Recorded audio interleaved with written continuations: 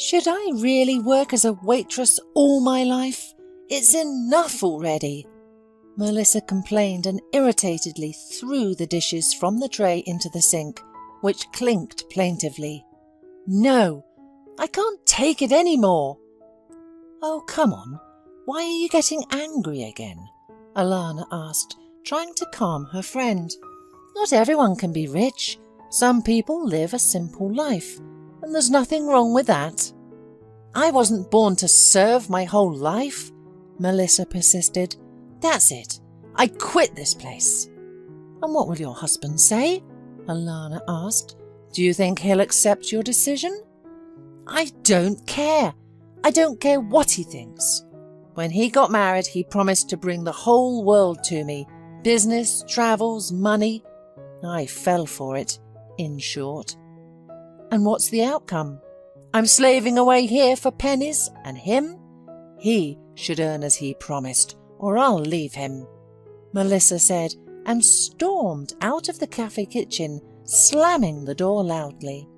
In the evening, barely waiting for her husband to come home from work, Melissa pounced on him from the doorway. I can't take it any more, Gabriel. I quit my job as a waitress today, and I'm not going back. Got it? Melissa propped her hands on her side and stood in a defiant pose, making it clear that her decision was not up for discussion. Gabriel was exhausted after his work, but seeing his wife, he knew that dinner wasn't going to happen anytime soon, and he was in for another quarrel. But he had long been planning his business, as he saw that his wife was dissatisfied with their life. He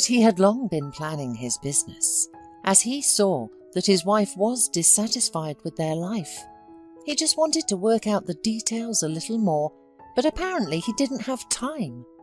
To avoid further upsetting his angry wife, he hurried to calm her down. Sit down, Melissa, Gabriel said, taking her soft hand and leading her into the kitchen. I actually have a plan. I was just going to think about it some more, but maybe it's time to get started. What plan? Melissa grumbled discontentedly. I came up with a business idea. I've been wanting to open a cafe where we'll make Turkish sweets for a long time. Remember how you liked baklava or rahat lokum on your honeymoon in Turkey? Melissa nodded. She was interested in the idea of starting her own business. Let's do it, she said, encouraged. But what do we need? Gabriel had a list of everything they needed for the business, and he had calculated everything they needed to get started in detail. He took out a loan, and the amount was substantial, so they had to put their car up for collateral, but the couple were both confident in the success of their venture. Finally, after 5 years together, you've done something worthwhile, a pleased Melissa said. We're opening tomorrow. I hope it goes well. They opened with great fanfare. They bought plenty of products. Initially, they decided to stand behind the counter by themselves to save on staff salaries. At first, things seemed to be going well. People came to the new place until a cafe opened up next door, where they also sold Turkish sweets. It was part of a large chain, and their prices were almost half of what Melissa and Gabriel charged. The couple tried to hold on. They did various promotions and came up with every trick to keep the business going. But their competitors simply destroyed them with their price. And one night the wiring short-circuited and the space they were renting caught fire. All their equipment was irreparably damaged. Melissa and Gabriel didn't have the money to repair or restore it. The business was closed, and they were left with an unpaid loan. Melissa took a job as a secretary, and Gabriel worked 2 shifts as a taxi driver to keep afloat. One day, Melissa complained to Alana. How could I believe that fool? Where were my eyes when I married him? Come on, Melissa. Gabriel is a good guy, hard-working, decent, and not stupid. You failed, it happens. In some way, it's your guilt too. Mine? Melissa was surprised. I'm just a woman. What's the demand on me? I'm tired of living with this useless man. His older sister died a week ago. She had cancer. And you know what? He brought her little daughter Tara to us, saying that she will live with us now. This is insane. Don't you understand what I'm talking about, Alana? Melissa looked at her friend indignantly. I hear you, don't shout. Alana wrinkled her face. But what do you suggest? To put his niece in an orphanage? Poor Gabriel. I feel sorry for him. You feel sorry for him? What about me? We already have loans, Melissa exclaimed, ignoring her friend's words. Anyway, the boss has his eye on me. He invited me on a business trip. I'll start an affair with him. Let's see how it goes. I need to do something, otherwise my kind-hearted husband will do something else stupid. Alana didn't know what to say. Melissa amazed her with her frivolousness, but it was her business. Alana just shrugged. So Melissa started an affair with her boss, just as she was going. The man was almost 30 years older than her, a grumpy old man with a bulging stomach and a fleshy red nose. But it didn't bother Melissa at all. The most important thing for the woman was that he promised to buy her a new car and asked her to move with him to the capital as his business expanded. But Melissa couldn't decide leaving Gabriel so quickly. After all, he treated her well, gave her freedom, tried hard, worked as much as he could, and took care of his niece Tara, who Melissa didn't bother with at all. Nevertheless, after a little deliberation, she still decided to break up. Melissa did not want any explanations with her husband. She was not comfortable that he would beg her to stay, so she just packed her things while he was not at home and left, blocking her phone and leaving the note, "Don't seek me." She was sitting in the car in the front seat, and her lover was sitting next to her, behind the wheel, his hand with his fat little fingers on her leg. Melissa leaned back in the seat, stuck her hand out the window and smiled broadly. At last, she could take life into her own hands. The woman didn't plan to live with the old, nasty rich man forever. She planned to get money and gifts from him, settle in the capital, and then find someone younger. Coming home, Gabriel didn't immediately understand what had happened. But when he finally discovered his wife's disappearance, he was shocked. Little Tara reassured him. "Uncle Gabriel, don't worry. Aunt Melissa will definitely return." "Thank you, dear." Gabriel smiled sadly. "Your aunt has never disappeared like this before." Gabriel could not believe that Melissa had left of her own free will, without talking or explaining it to him. It occurred to him that maybe someone had even kidnapped her while he was away.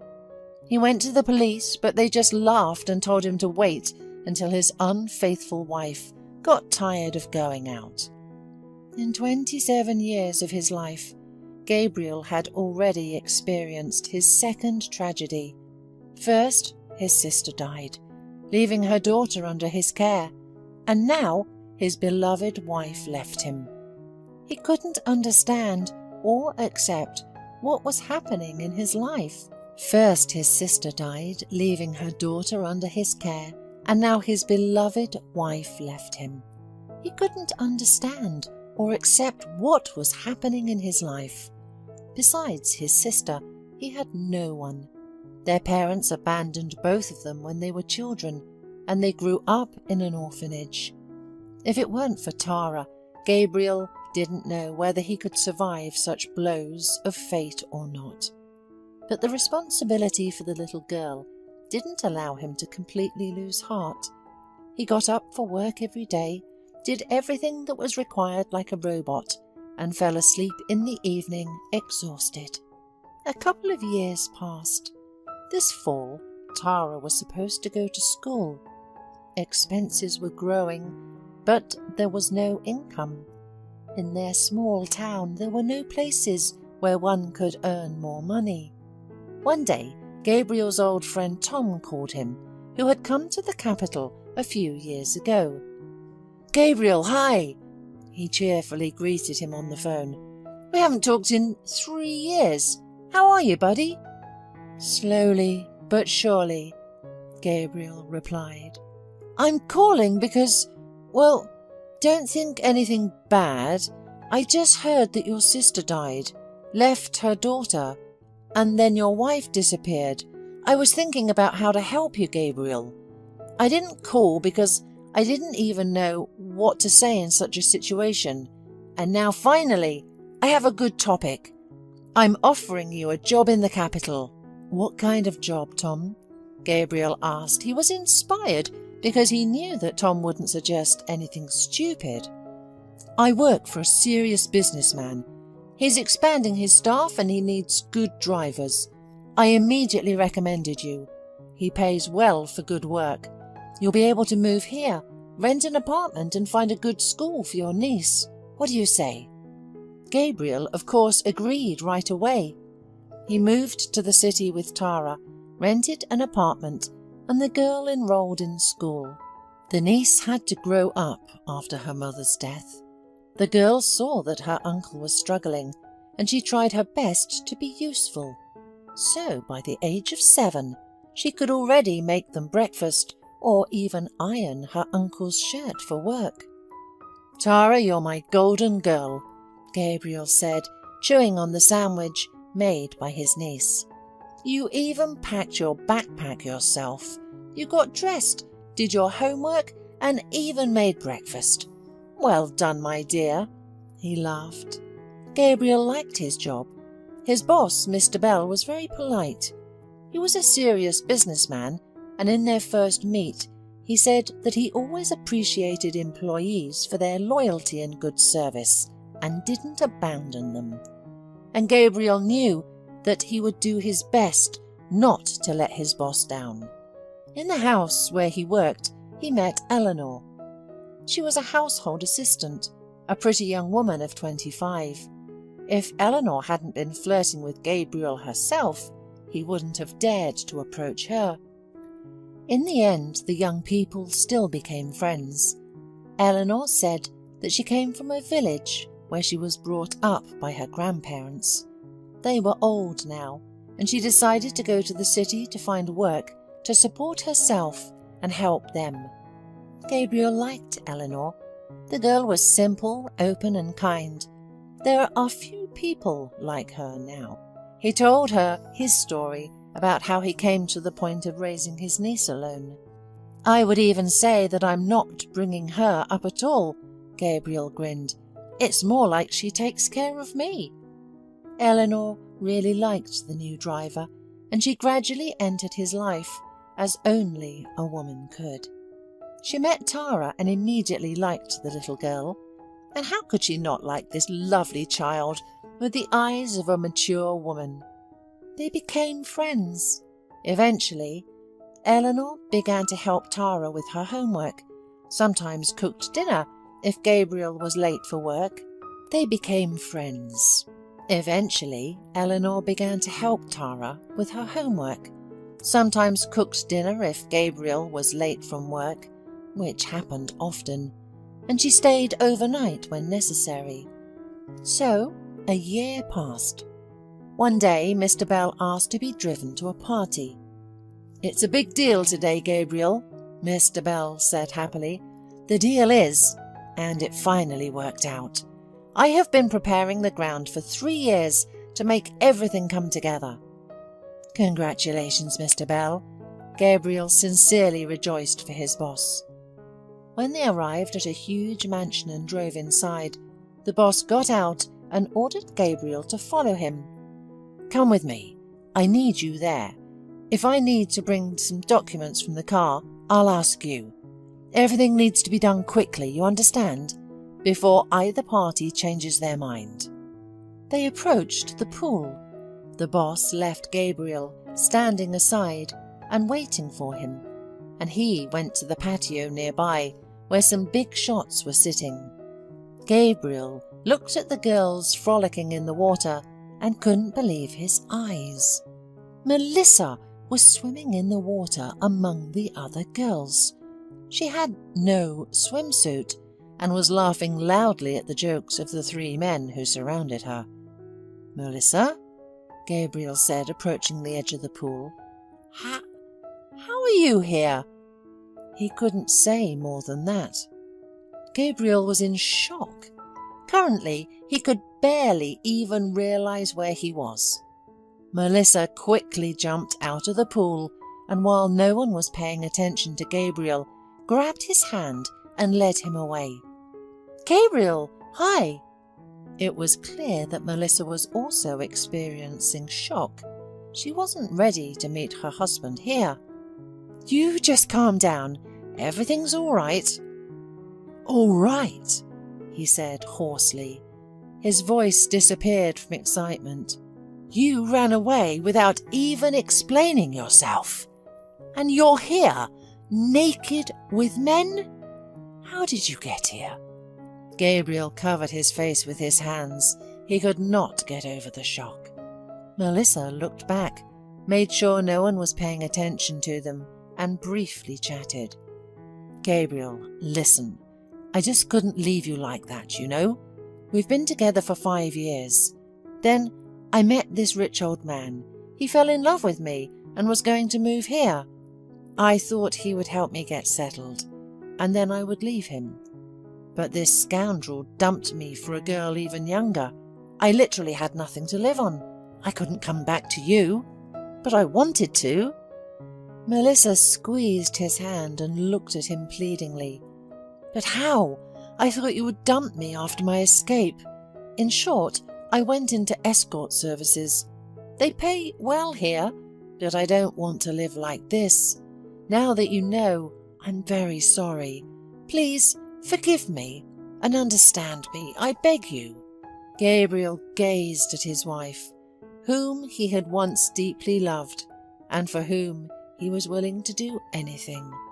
She had changed. Now he faced a stranger. Melissa was heavily made up, with unnaturally swollen lips and smudged black arrows from playing in the pool. She looked like a promiscuous woman. What does she look like? Gabriel chuckled to himself. She is like... Finally he spoke without looking at her, because it was disgusting to see her like this. "Go to your wealthy friends quickly, because they miss you, or you won't get your salary." And he pushed Melissa towards the pool. "Oh, Gabriel, why are you so rude? You're still my husband," said Melissa. "Not a husband to you," Gabriel said through gritted teeth. Now he didn't want anyone at the villa to see that they were connected. "You left without saying goodbye. You're nothing to me now, just a misunderstanding that happened in my life. Move away from me before I throw you in the pool." Gabriel breathed out forcefully, straightened his crumpled jacket from Melissa grabbing at the lapels, and walked slowly, as if walking along the pool. Melissa stood frozen, watching her husband leave. She knew he wouldn't forgive her, but her hurt pride didn't want to admit defeat. The woman was used to Gabriel always being apologetic and guilty in their union. Melissa ran, stumbling on her heels and almost falling, grabbing onto his back. "Gabriel, forgive me!" she shouted. Now everyone noticed this. It was clear that something was happening between them. "Is everything okay?" Mr. Bell asked Gabriel. He understood without words that this girl was probably his driver's ex, and saw that he was embarrassed about the situation. "Hey, lady, are you taking liberties?" the boss asked Melissa, and then turned to his partner and added, "Maybe you should send her back from where you got her. It bothers me that drunk women are harassing my driver." "Oh, come on." The partner shook himself and beckoned the quiet Melissa over with his finger. "Come here." my star." Melissa had no choice but to obey. "Do you need something from my guest's driver? Have you nothing else to do?" the owner of the mansion asked Melissa. "Oh, I'm sorry," the woman babbled, while her girlfriends discreetly twisted their fingers at her temple. "No one wanted to lose an evening with such wealthy clients. I just got confused. I thought it was my missed brother." "I understand. Well, go take a sauna. They will be coming to you soon," the owner of the mansion said patronizingly, slapping Melissa on the backside. As she walked into the house, she looked imploringly at Gabriel, but he stood calmly. He no longer cared about his ex-wife. She got what she wanted. She left him with a child, leaving all the debts on his shoulders. She often accused him of not being able to support her properly. "I hope you have enough money and entertainment now," Gabriel muttered and turned towards the garden. He didn't want to think about that fallen woman anymore. She died for him 3 years ago. After that incident, Gabriel finally let himself live. Apparently, deep down, he had believed that his wife would return to him, and they would be happy together. When Gabriel realized that he had been cruelly deceived and manipulated, it was as if a mountain had been lifted from his shoulders. He looked at Eleanor in a new light. "She's so beautiful," Gabriel thought, looking at the girl, "and she's done so much for me and Tara." The young people started dating. Eleanor finally got his attention as a woman, not as a friend. 6 months later, they got married. A couple of years later, Eleanor suggested that Gabriel move to the countryside and build a farm with natural products. They saved money for several years while working for Mr. Bell. The village was only 100 kilometers from the city, so they could quickly supply farm products to the capital. Mr. Bell supported the idea and even helped them find customers for their products. "Do you remember I said I always appreciate good work?" she asked Gabriel. "So promote your business. Fresh, rural products without chemicals are a trend of our time. I'll be the first customer and recommend you to everyone." This time, everything worked out for Gabriel. That's how this story ended. And you, my dear viewers, always remember that your people will be with you in sorrow and in joy, and those who abandon you in a difficult moment are just temporary companions, which are not worth crying about.